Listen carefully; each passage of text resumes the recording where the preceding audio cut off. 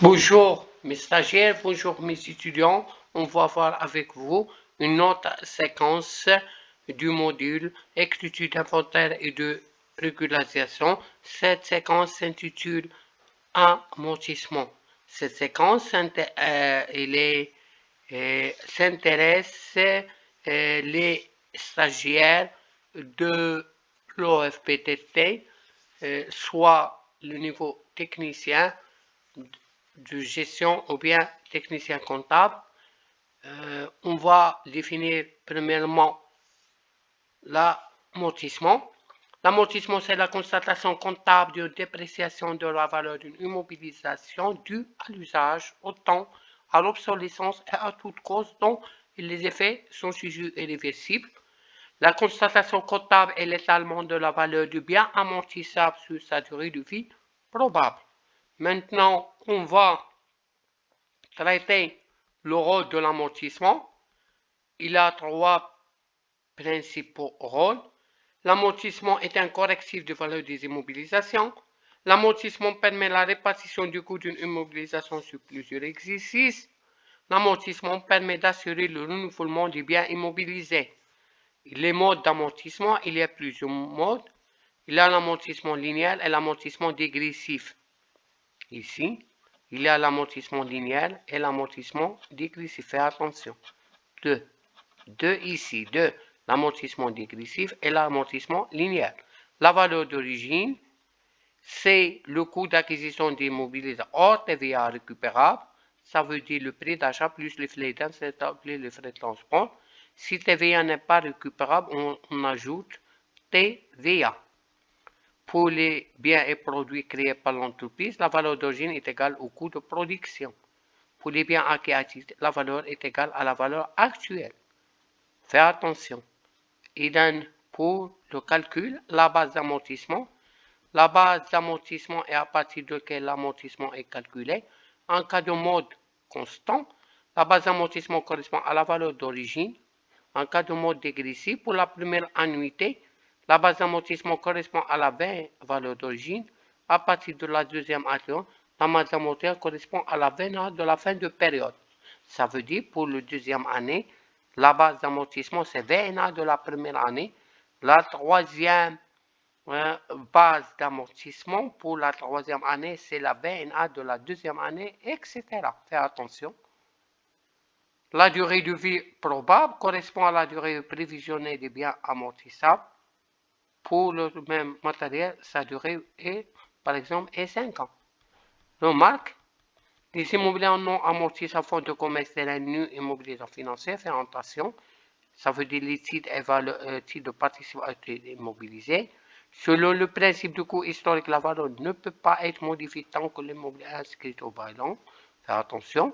Les immobiliers sont inscrits avec leur valeur d'origine hors taxe pour les voitures de tourisme.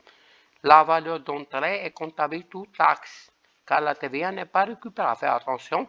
Pour l'immobilier acquise au cours de l'année, la première annuité est calculée en appliquant le prorata. Ça veut dire le nombre de mois à partir de la date d'acquisition jusqu'à 1 sur 12. Sauf pour les murs en non-valeur, pas de prorata temporaire. Faites attention, cette fraction de mois est considérée comme un mois entier. On ne peut pas compter avec le jour.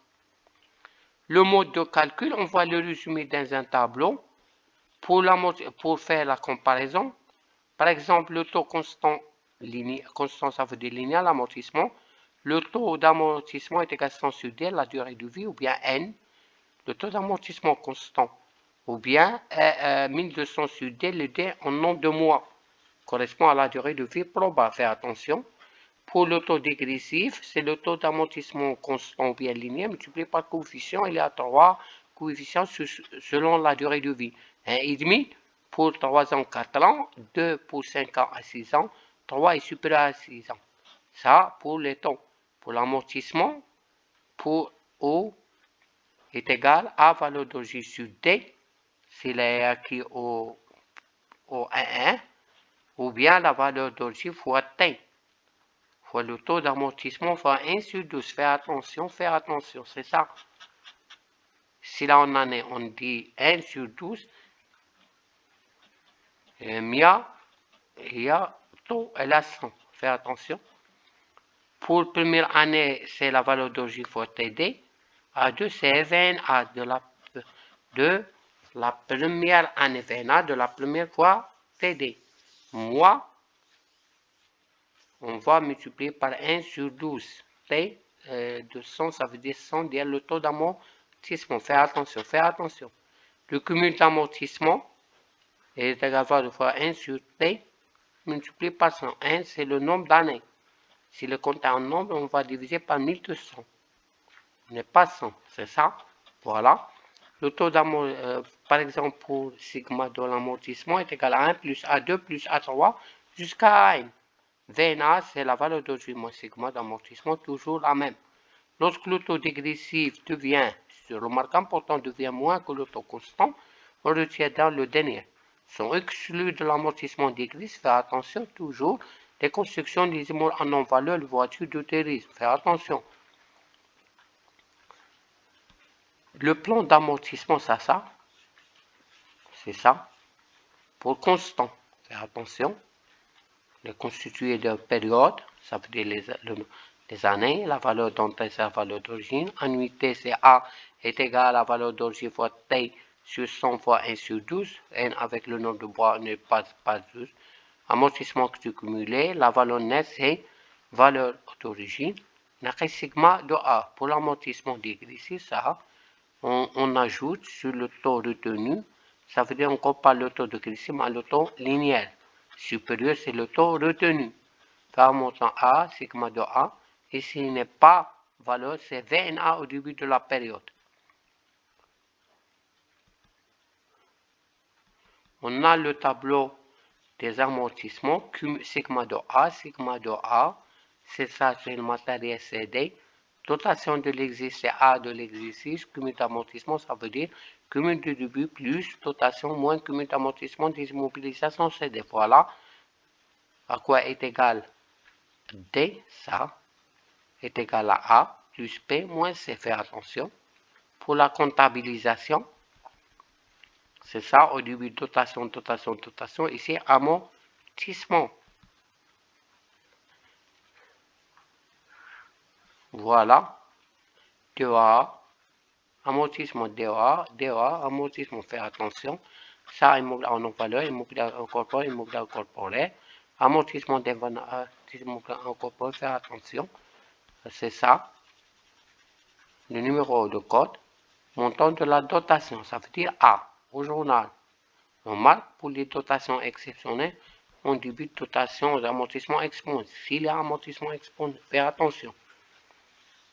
Pour les biens totalement amortis, VNA est égal à 0, continue à figurer au bilan tant qu'ils sont encore utilisés par l'entreprise. Ça veut dire, malgré qu'il est amorti, que là est déjà amorti, et on utilise, il est figure au bilan. Les immobiliers en non-valeur est soldé dès qu'il est totalement amorti. Si les immobiliers sont totalement amortis, il faut les solder. Ça veut dire, la comptabilisation, on divise le compte amortissement avec sigma de A. Immobilier en non-valeur, valeur d'entrée, ça veut dire, VNA est égal à 0 ici. La comptabilisation de la cède des biens amortis, ça voilà le schéma. Le début créance sur cession, bien chèque encaissé la bancaise, ici produit de cession. Attention, le crédit produit de cession, plus le crédit créance sur cession des immobiliers, chèque encaissé à l'encaissement. S'il est déjà encaissé le chèque à la banque, la caisse. Voilà le schéma du journal. Prix de cession.